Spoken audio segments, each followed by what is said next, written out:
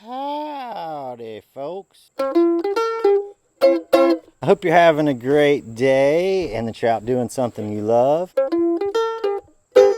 I'm having a good day. I'm sitting here in the Springs. I'm trying to wrap up the daily dig log series. Now, if this video looks familiar to you, it's probably because I shot it once before, posted it up to YouTube, people had commented on it, and I accidentally deleted it.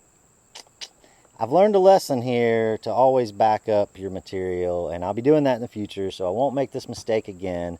But I thought, in fairness to the folks who had not made it all the way through the dig log yet, or folks who might be new to the channel and just checking out the dig log, I thought I would go ahead and wrap up the series with this episode of the dig log I'm calling 3. It's a magic number.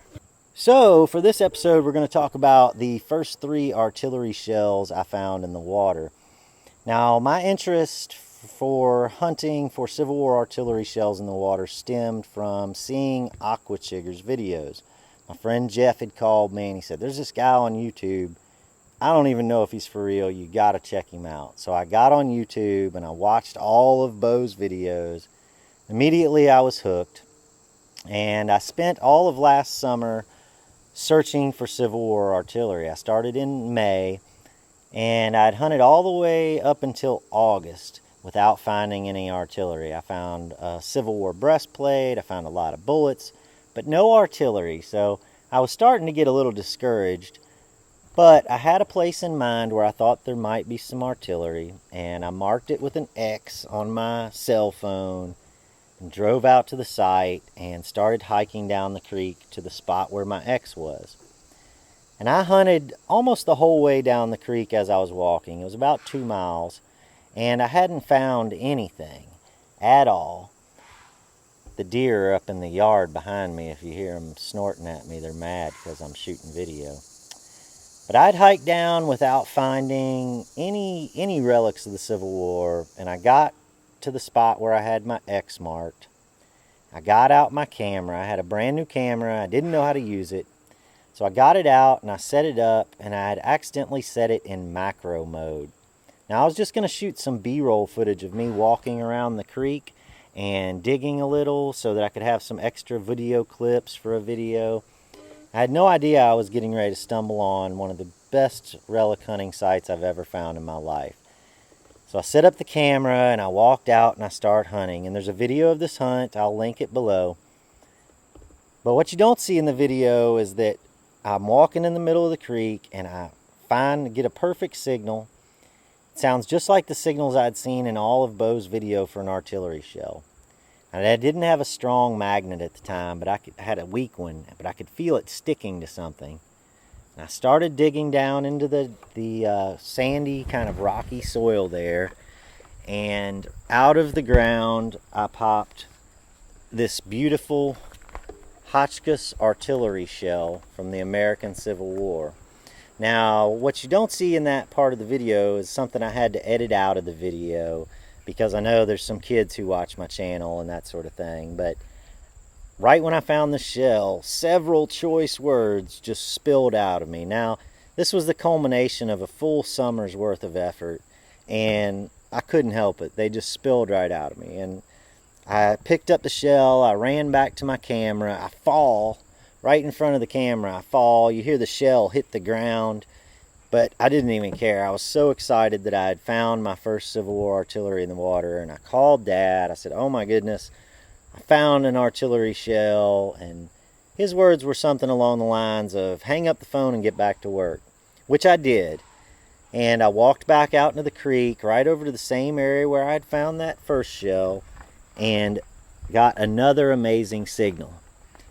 Dug around in the gravel and out popped this Civil War artillery shell. Now this is another Hotchkiss shell, and needless to say, I was completely blown away. I ran over, called Dad again, pretty much got the same response from him. Good job, get back to work. So I got myself back together, shot a little bit of video, walked out in the creek and got another signal. And this one I could see under the surface of the water. And it was this Hotchkiss shell. This one has the nose blown out of it. And if you look inside of it, you can actually see there's like a nail in the bottom, which I think is a sprue from maybe where they cast this. But I called Dad back again, and I said, I don't know how I'm going to get out of here. These shells, they're pretty heavy. They're about 8 pounds a piece. It was tearing my book bag that I had in half. And I had to hike this 2 miles back out. And Dad and I looked at the text messages and phone calls I had sent to him. It had taken me 17 minutes to find these 3 artillery shells. From the first time I called him to the last time I called him, it had been 17 minutes. So that was probably the best 17 minutes of my relic hunting career. And I started the hike out of the creek. I was slipping and falling, which these in my book bag probably, it felt like it weighed half my body weight. I'm like 120 pounds, dripping wet with all my river gear. So felt like a lot of body weight. But these Hotchkiss shells are really amazing. These are 3.7 inch Hotchkisses. They're relatively rare, and the way these worked is there was a bursting charge in the bottom portion of this shell down here, and there was a little iron disc inside that capped off that bursting charge with a hole down through the center. And then this hole you see in the top of the fuse here, that would be stuffed with a paper fuse, and it would be ignited when the cannon would light, because the flames from the cannon igniting would go past these flame grooves here. These grooves in the middle, in the metal, are called flame grooves, and that would allow the flame to come to the top of the shell, ignite the paper fuse, and burst the shell. Now, a lot of times these would not ignite, so you have a good likelihood of finding shells like this. But the ones that did ignite, that little iron disc that was down in the bottom portion of the shell, capping it off, would oftentimes blow the nose of the shell out. So you end up with an artillery shell like this one. Now, I actually found one there that has that iron disc loose inside of it. And you can look inside and see it.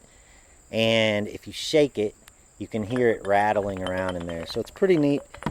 And these were definitely some of my best finds to that date. And of course, we went back to that site, my dad and Bo and I, and a total of 17 of these artillery shells came out of the creek. Truly one of the most amazing hunts of my life, and one I'll never forget. Well, I hope you guys enjoyed the daily dig log series. I'm going to continue making videos. I'd like to keep doing daily videos, but I'm trying to think up a new format right now. So until I can do that, I'm going to keep videos coming as frequently as I can. And I'm going to be working on a new daily video concept. We'll see where it goes. Thanks for watching, guys, and I'll see you soon.